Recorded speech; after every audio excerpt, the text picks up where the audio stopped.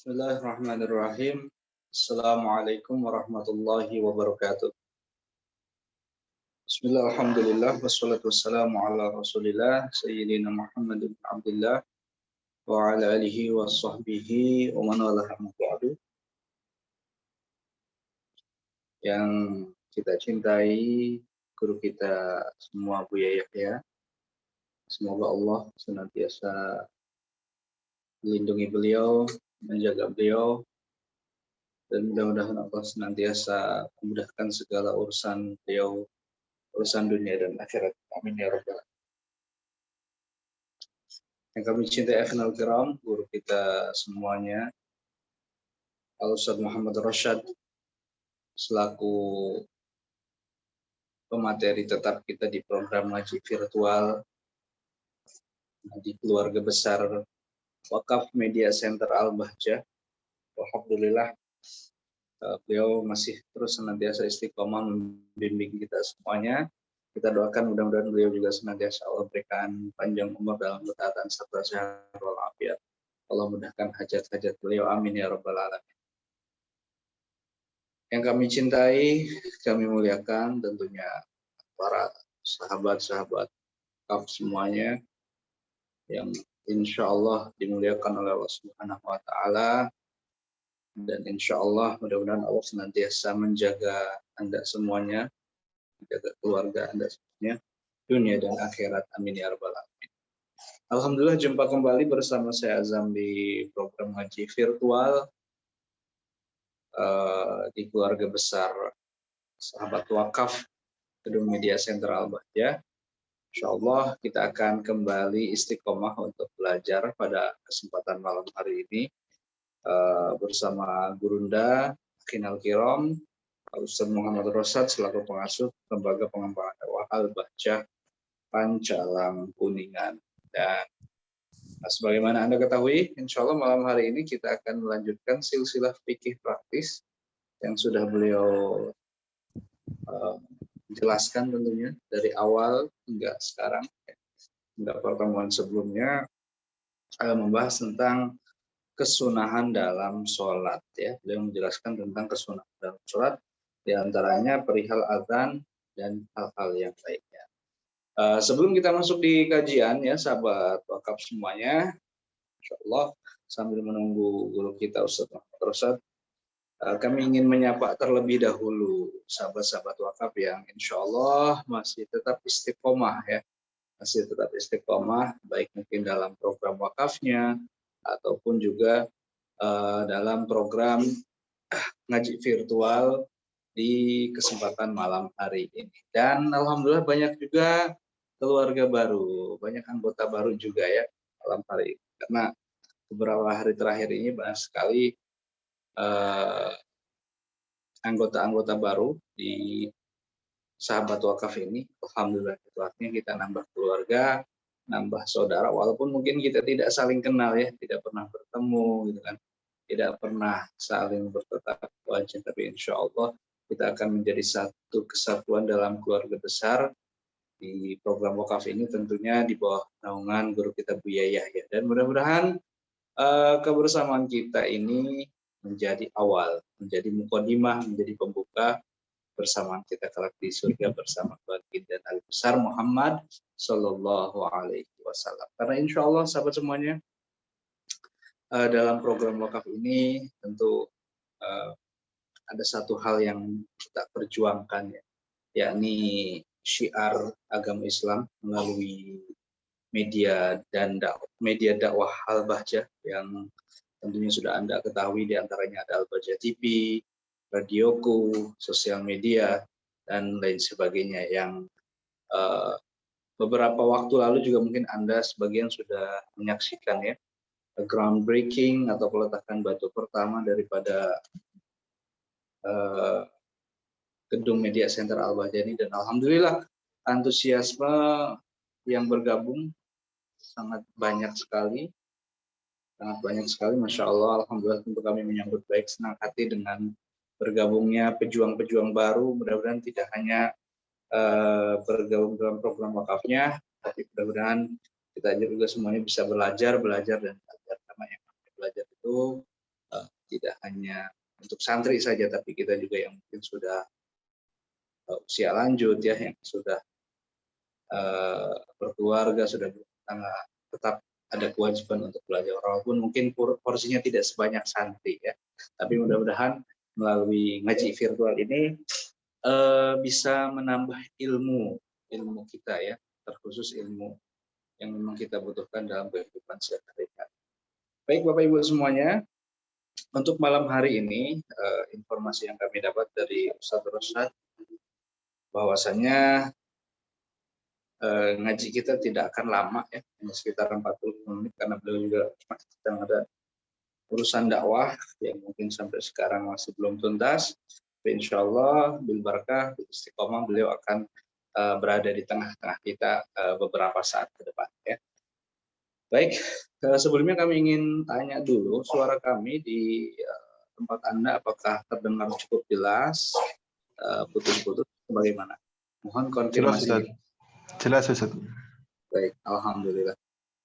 Baik, kami juga menyapa sahabat-sahabat yang sudah bergabung malam hari ini. Alhamdulillah sudah ada 36 orang. Ada Imdani Ardiansyah, kemudian Agung Nugro, Alia, Amalia, Ambar Nurfi, Antini, Asmi, Bapak M. Syafi'i dan Ibu Rika, ya. Mas Dani Alvin, gimana sehat Mas Dani? Kemudian Mbak Delva,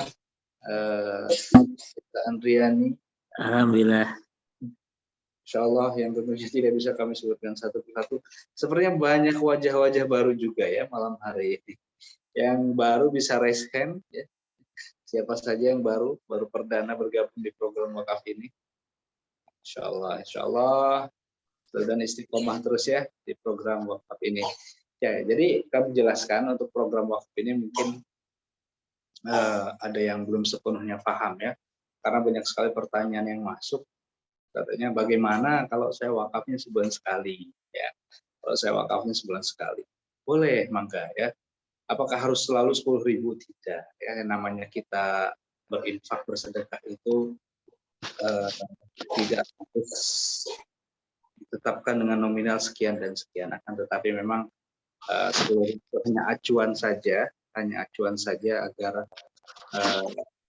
mudah-mudahan menjadi motivasi untuk kita semuanya ya. Mudah-mudahan kita bisa beristiqomah berwakaf setiap pekan minimal 10.000 rupiah ya, insya Allah ya. Tujuannya untuk apa? Tujuannya di sini adalah untuk membangun sarana dan prasarana gedung media center Al-Baja, yang mana media ini menjadi sangat urgent sekali di lembaga kami karena menjadi wasilah ya. Jadi wasilah tersebarnya dakwah guru kita Buya Yahya. Mungkin Anda juga saat ini yang ada di Sukabumi, yang ada di Kalimantan, yang ada di kota manapun ya bisa kenal Buya, kenal Al-Bahjah ya. Itu berkat adanya media, dan kita ingin media ini menjadi lebih besar lagi ya.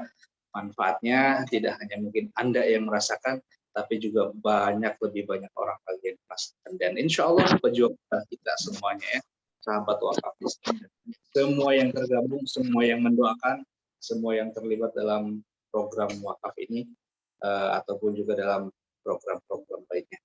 Baik, kami masih mencoba berkomunikasi dengan saudara Ustadz ya. Hari ini insya Allah beliau insya Allah akan tetap istiqomah mengisi kajian kita ya. Mungkin malam hari ini tidak akan banyak pertanyaan yang akan kita angkat ya sahabat, karena memang waktunya terbatas. Nah, kita bil barakah saja ngaji fikih malam hari ini.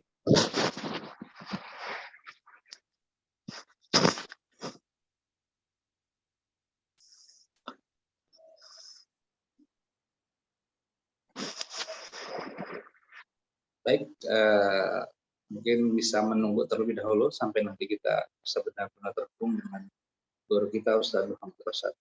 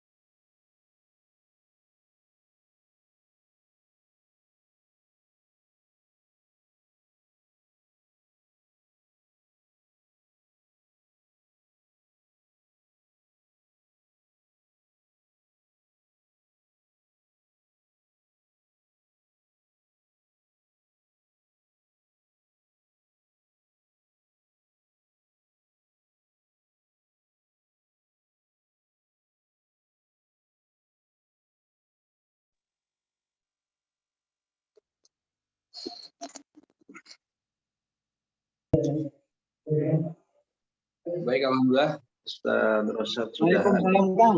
Kang, bentar, Kang. Saya lagi persiapan dulu. Waalaikumsalam. Marhaba, silakan Ustaz. Sudah dinanti oleh sahabat-sahabat semuanya. Baik. Baik, alhamdulillah sahabat semuanya. Ustaz Rosyad sudah ada bersama kita malam hari ini. Sedang dalam persiapan. Jadi mungkin kita juga mempersiapkan hati, persiapkan lahir dan batin kita untuk mengaji malam hari ini. Ilmu yang kita dapatkan bisa kita serap, kita amalkan dan bermanfaat, insya Allah. Baik, sahabat semuanya, tadi sudah kami sampaikan ya, bahwasanya untuk bulan Januari ini insya Allah kita akan coba agendakan bertemu secara virtual atau mengaji secara virtual bersama guru kita Buya Yahya, yang rencana insya Allah tanggal 29 Januari, Sabtu, malam Ahad kalau tidak salah ya. Jadi yang mungkin malam hari ini sudah tahu, pokoknya bersiap-siap saja ya. Dan mungkin sudah rindu dengan guru kita Buya Yahya, walaupun mungkin belum sempat bertemu ya selama kurang lebih 2 tahun ini karena pandemi. Insya Allah bertemunya hati Anda dengan guru-guru kita, dengan orang-orang soleh itu lebih penting dari sekedar bertemunya jasad. Itu yang lebih penting ya, sehingga kita semuanya bisa saling mendoakan ya, saling mendoakan dalam kebaikan. Insya Allah di antara tulusnya cinta kita ya, tulusnya hubungan kita dengan seseorang adalah saat bertemunya hati dan saat saling mendoakan kebaikan. Ketika ya mungkin saat kita tidak bertemu dan berjumpa, seperti itu ya. Baik, sahabat semuanya, Ustaz Rosyad, gimana Ustaz? Sudah siap? Ya, siap, Kang. Masya Allah. Afwan Samih ini, mohon maaf. Baik, alhamdulillah. Antum masih sibuk sepertinya ya, Ustaz ya. Ini ada acara tadi sama SMP sama SMA, jadi maju mundur itu. Ya gitulah, mohon maaf nih sama perpulangan anak-anak itu. Baik, insya Allah kita selalu senantiasa memaklum Ustaz, karena mungkin antum-antum dan juga Ustaz-Ustaz yang lain punya agenda yang dakwah yang sangat sibuk. Jadi malam hari ini kita akan 45 menit ya Ustaz ya? Atau bagaimana? Ya. 45 menit. Ya, seperti biasa aja 45 menit kurang lebih. Baik, baik, insya Allah. Baik, silakan Ustaz, langsung saja untuk menyampaikan kajiannya. Shallallahu ala Nabi Muhammad. Bismillahirrahmanirrahim. Assalamualaikum warahmatullahi wabarakatuh. Alhamdulillah wa syukurillah wa salatu wassalamu ala Rasulillah Sayyidina Muhammad bin Abdullah wa ala alihi wa ashabihi wa mawalah. Allahumma a'inna ala dzikrik wa syukrik wa husni ibadatik. Allahumma a'inna ala ta'atika wa a'inna ala tarki ma'siyatika. Allahumma ya Rabbana akrimna bimahabbati habibika Sayyidina Muhammad. Allahumma ya Rabbana sunna yaumal qiyamati ma habibika Sayyidina Muhammad. Allahumma ya Rabbana rizukna taubatan qoblal maut wa syahadata indal maut wal jannata ba'dal maut ma habibika Sayyidina Muhammad. Allahumma Rabbana atina fid dunya hasanah wa fil akhirati hasanah wa qina adzabannar. Amma ba'du. Yang kita muliakan guru kita semua, Buya Yahya beserta keluarga, yang kami muliakan para pengurus Wakaf Media Center Al-Bahjah, dan yang kami banggakan para ibu, para orang tua kami, para pejuang semuanya. Alhamdulillah malam hari ini kita bisa bertemu di media online ini. Mudah-mudahan pertemuan ini pertemuan yang bermanfaat untuk kita semua. Dan mudah-mudahan pertemuan ini menjadikan kita itu semakin baik dengan Allah, semakin baik dengan sesama kita. Kita belajar sama-sama. Yang perlu dipahami bahwasanya orang belajar itu adalah berbekal untuk bagaimana ibadah itu benar. Akan tetapi pahami juga bahwasanya ternyata orang belajar juga adalah ibadah. Artinya ada pahalanya di hadapan Allah Subhanahu wa taala. Orang belajar itu ada pahalanya di hadapan Allah Subhanahu wa taala, Bahkan dikatakan oleh para ulama, orang belajar itu lebih bagus daripada rakaat yang ditegakkan di tengah malam.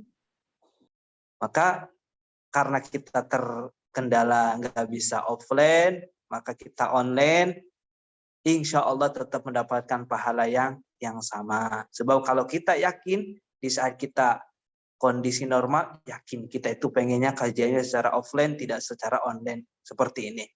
Tapi ala kulli hal, dalam keadaan apapun tetap kita tidak boleh menyerah untuk bagaimana kita menuntut ilmu. Pada kesempatan malam hari ini kita akan sedikit berbicara masalah sunnah Nabi. Di kesempatan yang lalu kami sudah menyinggung bahwasanya kalau bicara masalah sunnah Nabi, kita itu mulai dari yang terkecil dahulu sebelum nanti yang terbesar. Jadi kalau mengamalkan sunnah Nabi itu jangan muluk-muluk dulu, mulai dari yang kecil dulu, makan, pakai tangan kanan, ambil duduk, minum juga pakai tangan kanan sambil duduk, masuk kamar mandi, pastikan pakai kaki kiri, keluar kamar mandi, kaki kanan, masuk masjid, kaki kanan, keluar masjid, kaki kiri, pakai sandalnya, kanan dulu. Termasuk kita mengingatkan anak-anak kita ingatkan dengan bahasa yang menyambungkan kepada Nabi. Nah, kalau makan pakai tangan kanan, itu sunnah Nabi. Jangan bahasanya, makanya pakai tangan bagus. Itu bahasa yang kurang sempurna. Tapi sambungkan anak kita itu dengan Nabi. Nah, Masya Allah, sunnah Nabi, nak, ingat makan pakai tangan kanan. Jadi yang diingat Nabi. Jadi keberhasilan orang tua adalah keberhasilan yang mengajarkan anaknya semakin baik dengan Nabi. Sebab pintu keselamatan kita itu melalui Nabi. Kalau dikatakan di Al-Quran, Qul in kuntum tuhibbunallaha fattabi'uni yuhibbukumullah. Katakan kepada orang beriman, katakan hai Muhammad, in kuntum, jika kalian semua tuhibbunallaha, mencintai Allah, fattabi'uni, ikuti aku, yuhibbukumullah, maka Allah akan cinta. Memang benar mengikuti ayat di situ, akan tetapi ruhnya daripada mengikuti adalah kecintaan kita dengan Nabi Muhammad Sallallahu Alaihi Wasallam. Pada kesempatan ini kita akan bicara sunnah Nabi, yaitu berkaitan dengan sholat, yaitu yang namanya sutroh. Sutroh itu adalah pembatas yang dijadikan tanda di saat kita sholat, agar tidak ada orang yang melewati tempat sujud kita. Saya ulangi ya. Sutroh itu pembatas yang dijadikan tanda di saat kita sholat agar tidak ada orang yang melewati tempat sujud kita. Itu namanya sutroh. Garis miringnya kata kuncinya adalah pembatas. Harus difahami oleh kita, jika sholatnya berjamaah, maka yang dianggap sebagai sutroh adalah imamnya. Jadi kalau antara imam dan makmum, yang jadi pembatas, yang harus menjadikan adanya pembatas itu kesunahannya adalah seorang imam. Jika sholatnya sendiri, maka setiap orang disunahkan memasang sutroh masing-masing. Jadi kalau sholatnya sendiri, sutrohnya masing-masing. Ini berlaku di dalam sholat fardu ataupun sholat sunnah. Jadi sholat fardu ataupun sholat sunnah tetap nanti disunahkan memasang yang namanya sutroh.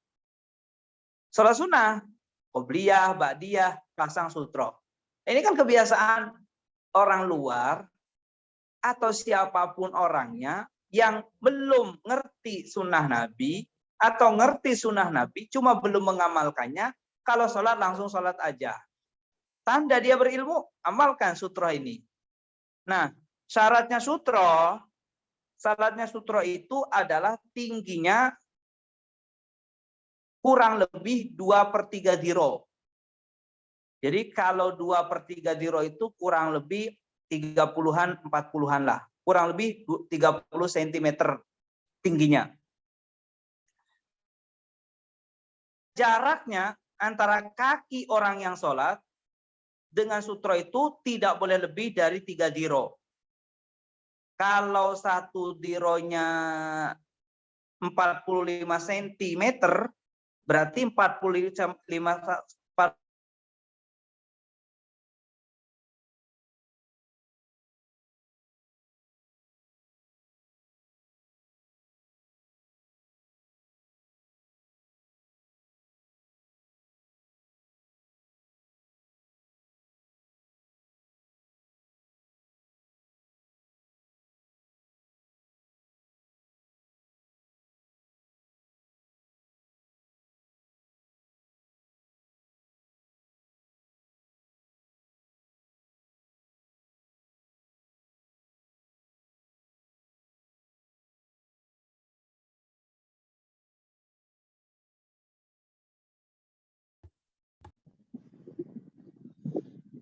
Ya baik, sepertinya terputus ya sahabat. Mungkin ada yang menelpon atau sinyalnya terputus di sana. Insya Allah nanti kita akan sambungkan kembali dengan beliau.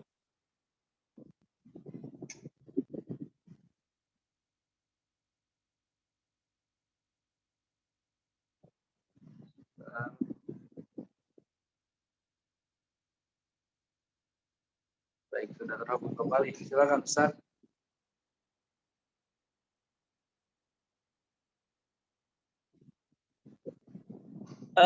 Baik, sampai mana tadi? Mohon maaf, tadi ada gangguan sinyal.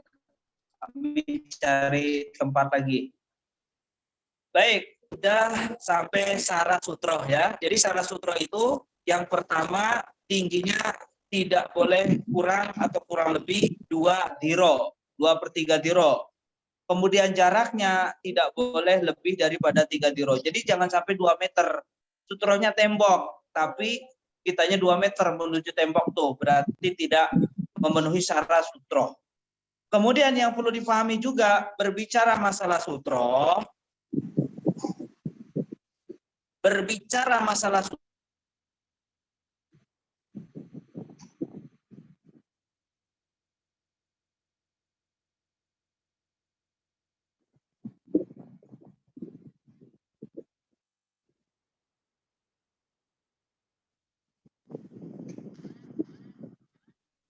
ada tingkatan sutro.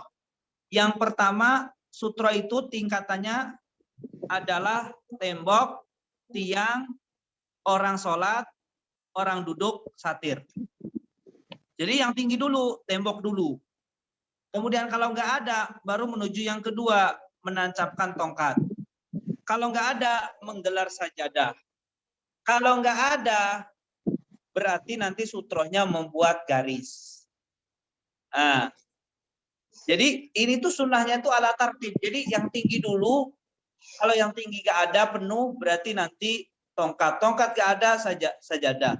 Sajadah nggak ada, karena kita tuh punya barang. Makanya ibu-ibu kalau bawa barang itu, nanti usahakan kalau bawa barang-barang itu, barangnya itu taruh di depan. Bisa aja barangnya dijadiin pembatas.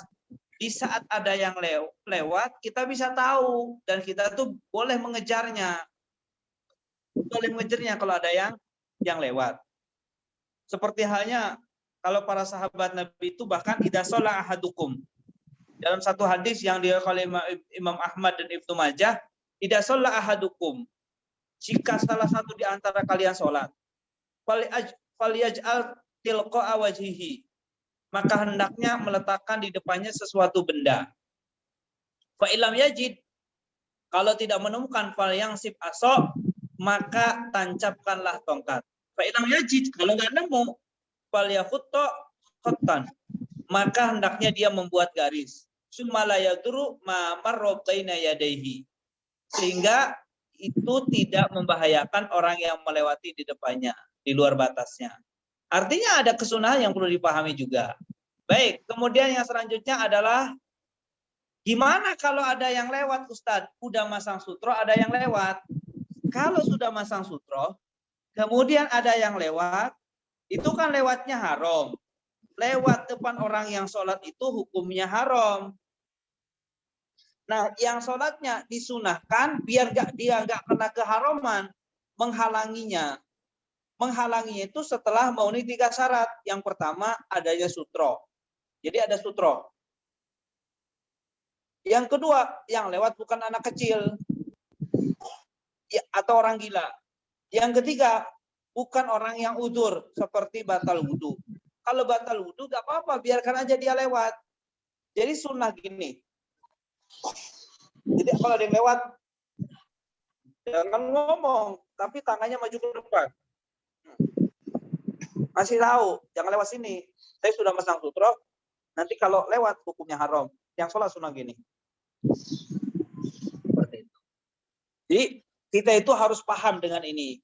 Adapun hadisnya Imam Bukhari, Imam Muslim meriwayatkan kurang lebih artinya seperti ini.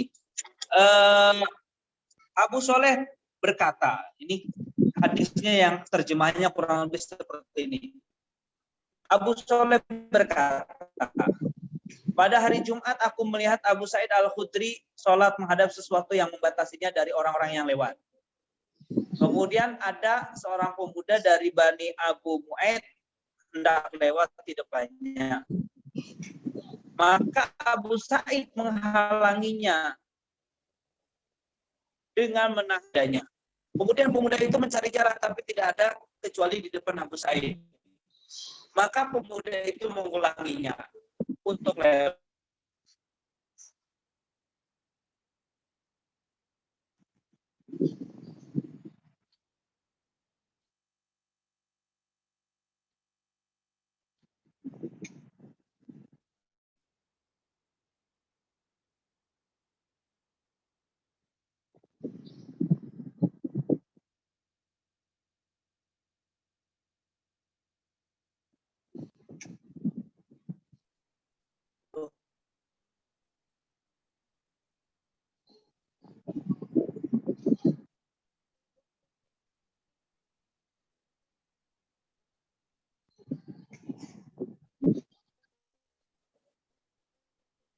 Abu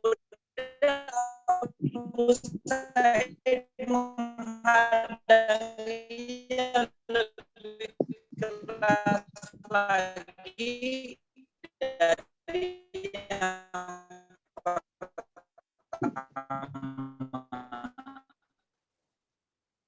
Kemudian pemuda itu meninggalkan Abu Sa'id dan menemui Marwan. Marwan pun berkata, apa yang kau lakukan wahai Abu Sa'id? Jadi Abu Sa'id itu menghalanginya. Lalu kata Abu Sa'id, Sami itu an-Nabiy sallallahu alaihi wasallam yaqul, aku mendengar Rasulullah bersabda, idza shalla ahadukum shay'an yasturu minan nasi fa'arada ahadun ayyataza baina yadayhi falyadfa fa in aba falyuqatilhu.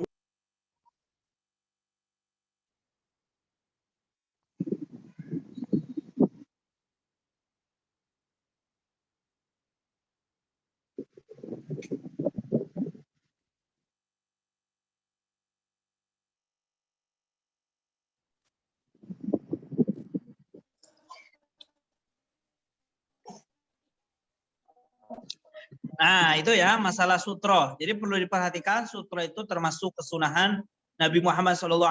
Makanya para perindu kemuliaan setelah mendengar ini kita berusaha untuk mengamalkannya. Jangan sholat kecuali kita pakai sutro.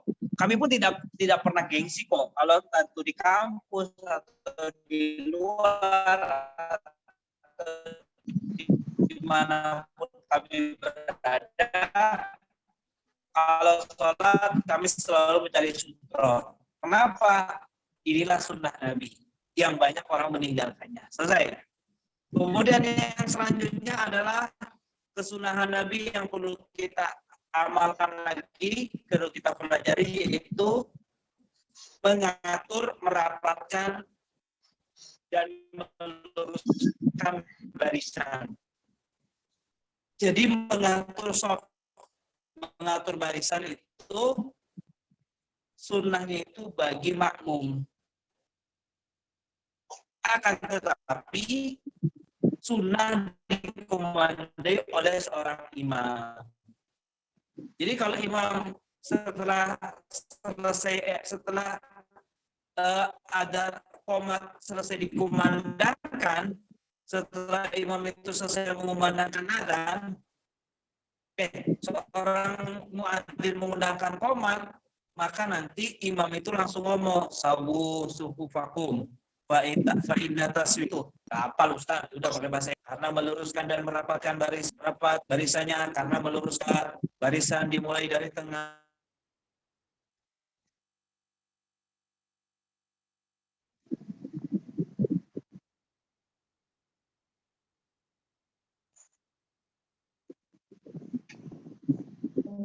Baik ya, seperti itu ya, kesunahan Nabi merapatkan dan meluruskan barisan. Bahkan an Anas anin Nabi, dari Sayyidina Anas bin Malik, anin Nabi sallallahu alaihi wasallam, dari Nabi sallallahu alaihi wasallam, qala, Rasulullah bersabda, saubu sufufakum fa inna tasfiyatas sufi min tamami salat. Itu kan kata Nabi, luruskan barisan, sebab meluruskan barisan termasuk kesempurnaan salat. Ya, kurang lebih seperti itu. Bahkan diriwayat fa inna taswiyatas sufuf min iqamati salat. Meluruskan dan merapatkan barisan itu termasuk kesempurnaan daripada menegakkan salat. Baik, seperti itu.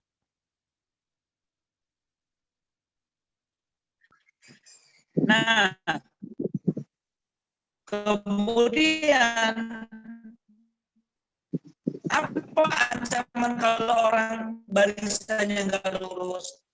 Ancamannya kalau ada orang sholat, kemudian barisannya nggak lurus, kata Nabi, la tusawwunna sufufakum aw la yukhalifanna Allahu baina wujuhikum. Kata Nabi, luruskan barisan kalian.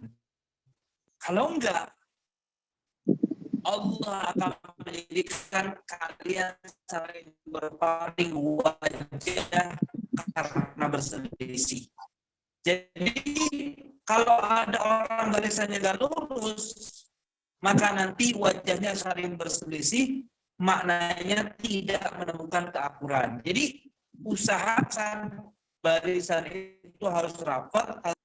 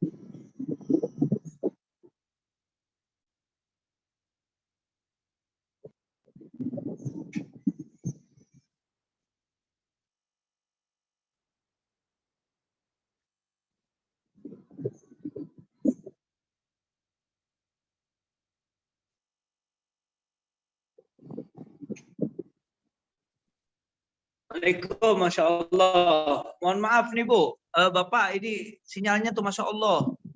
Ya, susah. Saya lagi ada di pusat tuh, kenapa ini sinyalnya?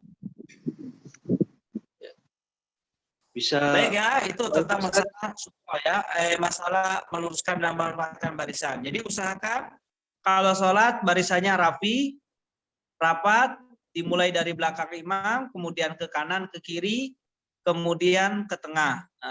Jadi kanan kiri kanan kiri. Jika maunya satu maka barisannya sama dengan imam, dia berdiri di sebelah kanan imam, agak mundur sedikit. Jadi agak mundur sedikit. Kalau nambah lagi berarti di kiri, kemudian nanti mundur ke belakang berdua kayak pas kibra, atau kalau masih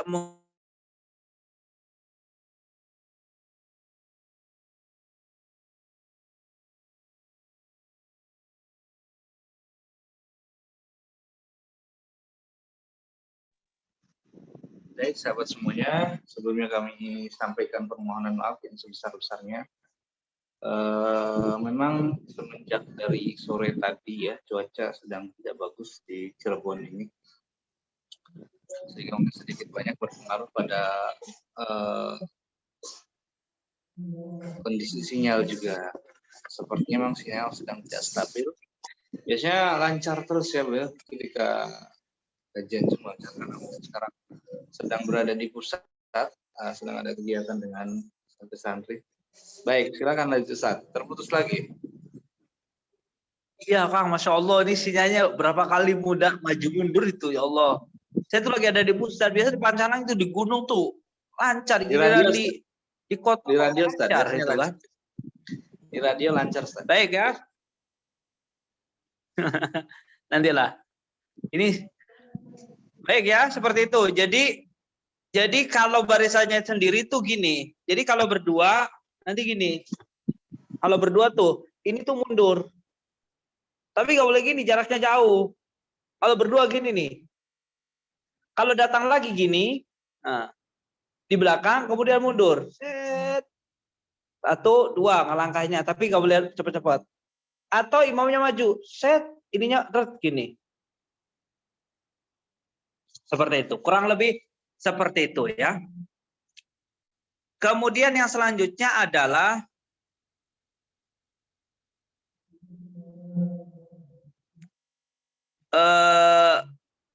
menunda sholat setelah iqomat dengan jeda waktu yang lama akan membatalkan qomat. Maksudnya apa sih Ustadz? Setelah qomat selesai, kemudian sholat nggak segera didirikan, nah, berarti nanti sunnah lagi qomat. Tapi menunda sholat karena sebab mengatur dan merapatkan barisan tidak disunahkan lagi kalau memang mengatur dan merapatkan barisannya butuh waktu yang lama. Jadi menunda barisannya, mengatur barisan saking banyaknya lama, maka nanti tetap tidak untuk diulang lagi qomatnya. Kenapa tidak harus diulang lagi? Karena merapatkan dan meluruskan barisan termasuk bagian daripada sholat. Itu saja. Wallahu a'lam bishawab. Cukup, Kang. Pembahasannya kurang lebih seperti itu aja. Insya Allah mulai nanti kita akan bicara rukun sholat. Ya. Baik. Baik, jazakumullah Ustaz untuk penjelasannya. Sebelumnya kami sampaikan permohonan maaf ya atas mungkin kendala yang terjadi karena memang sinyalnya sedang tidak stabil. Kami sudah siapkan beberapa pertanyaan untuk sahabat semuanya. Mungkin tidak semua bisa kami bacakan ya malam hari ini, tapi ada beberapa saja. Baik, kita ke pertanyaan pertama. Assalamualaikum, maaf Ustadz, izin bertanya, apa hukum menyimpan ikan kecil di bak mandi yang tidak terlalu besar? Niat supaya air tidak banyak telur nyamuk. Mungkin maksudnya itu adalah apakah airnya itu akan berubah gitu ya, mungkin maksudnya seperti itu. Mohon penjelasannya Ustadz.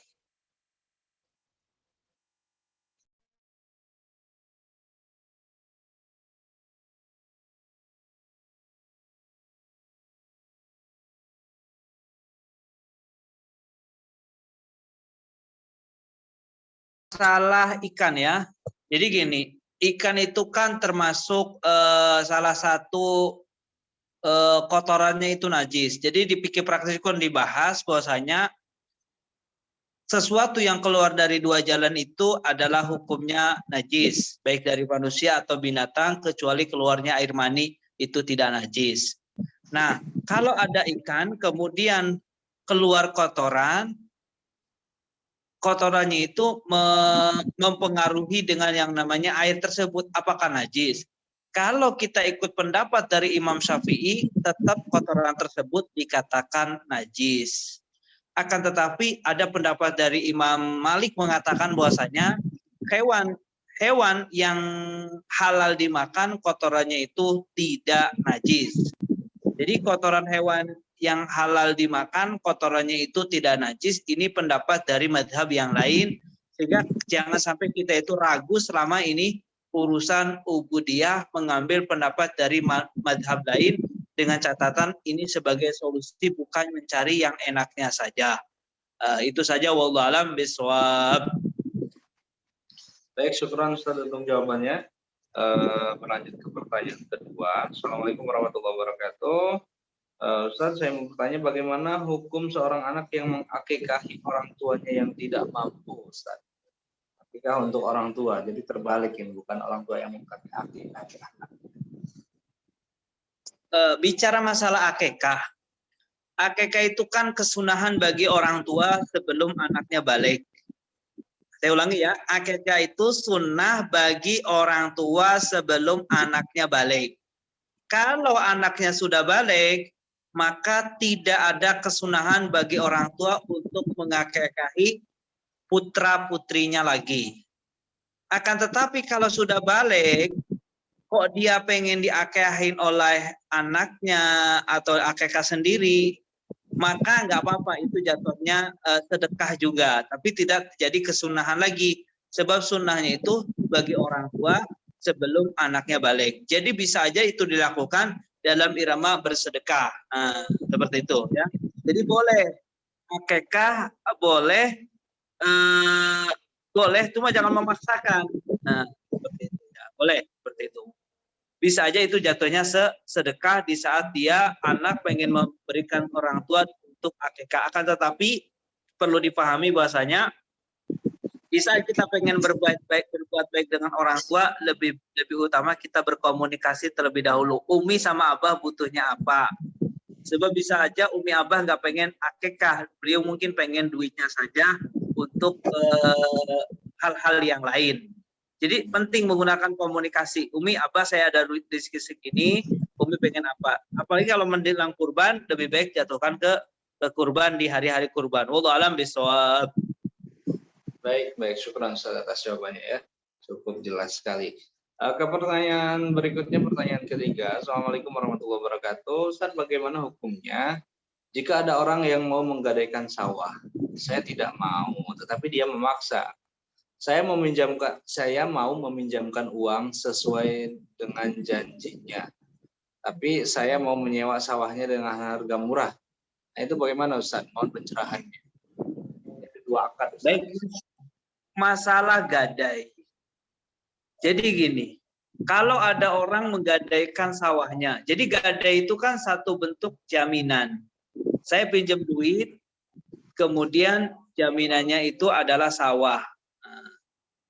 Nah, jaminannya itu jangan sampai dipakai oleh orang yang ini kecuali dengan akad yang baru lagi.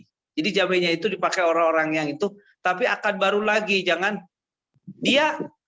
saya pinjam duit, jaminannya sawah, sawahnya dipakai oleh orang yang mencuri. Itu kan nyekik juga. Nanti gimana dia mau bayarnya? Wong dia cuma penghasilannya dari sini. Udah gitu sawahnya dipakai. Ini kan membahayakan juga seperti itu.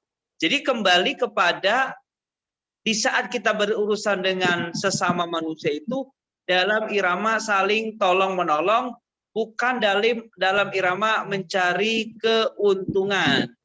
Kalaupun mencari keuntungan, tentu ada irama saling tolong menolong. Kalau memang benar dia pengen nolong orang, dia gak mau menerima gadainya sawah, ya sudah gini aja, akan pinjam meminjam, akan tetapi ada hitam di atas putih untuk bukti bahwasanya dia itu bakal bayar di dalam berapa tempo yang harus dia bayarkan. Misalkan saya pinjam 10 juta, saya bisa bayar dalam jangka 5 tahun. Berarti dicicil setiap tahunnya 2 juta, 2 juta, 2 juta, 5 tahun jadi 10 juta. Karena yang kami amati dari sisi pertanyaannya, dia tuh pengen nolong orang. Ya udah pinjamkan. Tapi ingat, falyaktub, tulis. Harus ada hitam di atas putih. Sebab nanti kalau sudah temponya, maka nanti ada dua pilihan. Yang meminjamkan itu, yang pertama, wajib memberi tempo. Yang kedua, sunnah untuk membebaskannya. Mana yang paling bagus pahalanya, Ustadz? Yang paling bagus adalah membebaskannya. Itu saja. Wallahu a'lam bishawab. Baik Ustadz, terima kasih untuk pencerahannya dan juga jawabannya. Kami sebelumnya menghimbau ya untuk sahabat semuanya yang mungkin baru bergabung, mohon untuk tidak menyalakan mic-nya ketika kajian sedang berlanjut. Baik, ke pertanyaan berikutnya Ustaz. Assalamualaikum, Ustaz izin bertanya, jika zikir pagi atau petang kita bacanya belum selesai, misal baru membaca surah Al-Ikhlas saja, apa jika ingin dilanjutkan zikirnya setelah beberapa jam, apa harus membaca dari awal lagi atau tidak perlu membaca surah Al-Ikhlas lagi dan bisa lanjut membaca zikir lainnya? Bicara masalah, ada nanti dibahas di dalam fikih praktis juga, termasuk kesunahan setelah sholat. Jadi ada satu bentuk kesunahan setelah sholat, yaitu diantaranya adalah berzikir. Jadi berzikir setelah sholat itu disunahkan, ya. Bahkan Nabi Muhammad SAW itu berzikirnya itu diangkat suaranya, Anna Nabi sallallahu alaihi wasallam idang sarafa min salatihi istighfarallah salasan wa qala Allahumma anta salam. Sampai akhir. Sesungguhnya Nabi sallallahu alaihi wasallam itu kalau selesai sholat, beliau itu membaca istighfar 3 kali, kemudian membaca doanya Allahumma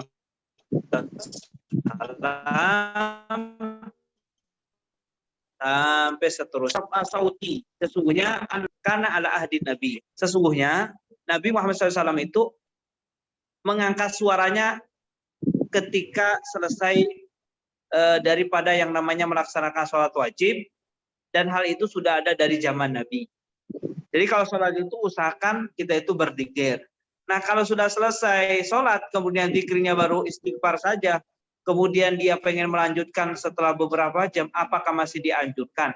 Berzikir itu tetap dianjurkan dimanapun dalam keadaannya, asal tidak di tempat yang tidak terhormat seperti di kamar mandi dan seterusnya. Maka nggak apa-apa, tinggal lanjutkan aja zikir. Bahkan itu untuk memerangi hawa nafsu dengan cara mengkodonya terlebih dahulu, atau beliau mau pengen melanjutkan, sudah bukan waktunya tapi dia melanjutkannya, nggak apa-apa. Itu salah satu cara untuk bagaimana kita itu tidak meninggalkan kebiasaan mulia, kebiasaan baik. Itu saja. Wallahu a'lam bishawab.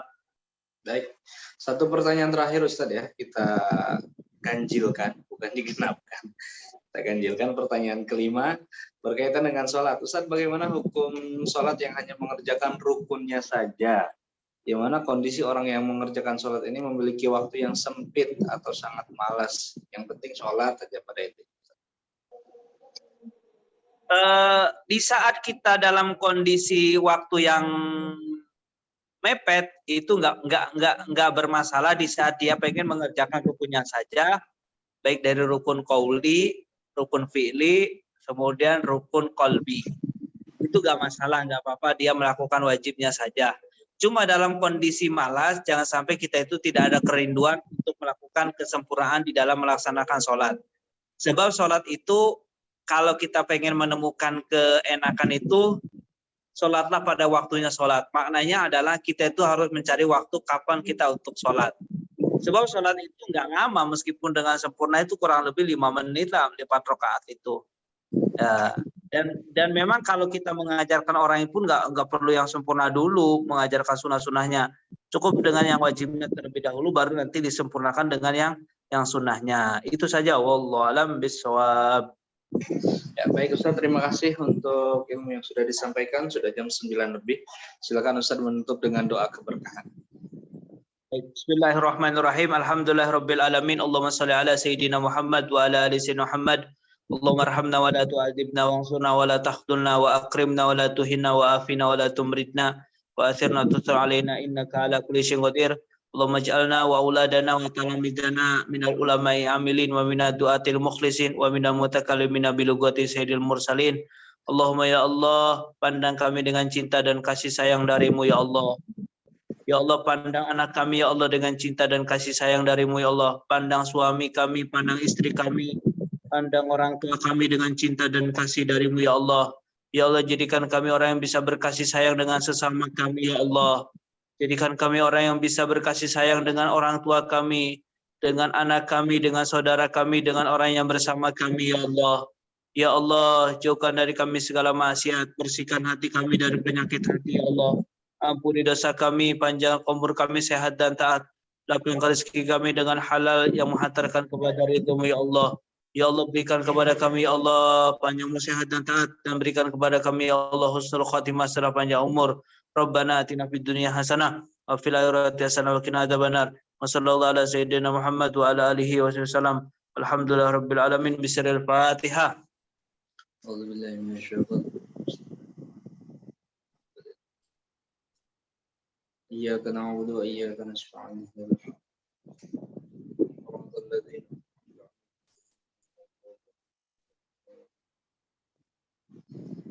Baik, syukran ya Kang. Mohon maaf, mohon dasalu para pejuang semuanya. Assalamualaikum warahmatullahi wabarakatuh. Waalaikumsalam warahmatullahi wabarakatuh. Jazakumullah ahsanul jaza disampaikan kepada guru kita Ustaz Muhammad Rosyad ya. Di tengah kesibukan beliau mengurus para santri, tapi masih menyempatkan untuk hadir di tengah-tengah kita, walaupun mungkin mengambil sedikit waktu yang ada ya, tapi insya Allah bil barakah dengan istiqomah kita semuanya akan mendapatkan keberkahan ya. Sahabat semuanya, sekali lagi terima kasih. Syukran kasih untuk partisipasinya. Mohon maaf atas segala kekurangannya ya. Insya Allah kita jumpa kembali nanti bersama Habib Syam, dan kemudian insya Allah nanti kita akan jumpa pula bersama guru kita Buya ya. Kami yang bertugas mohon maaf, mohon pamit, mohon doa selalu. Kita tutup dengan doa kafaratul majelis. Bismillahirrahmanirrahim. Subhanakallahumma bihamdika asyhadu an la ilaha illa anta astaghfiruka wa atubu ilaik. Assalamualaikum warahmatullahi wabarakatuh. Waalaikumsalam warahmatullahi wabarakatuh.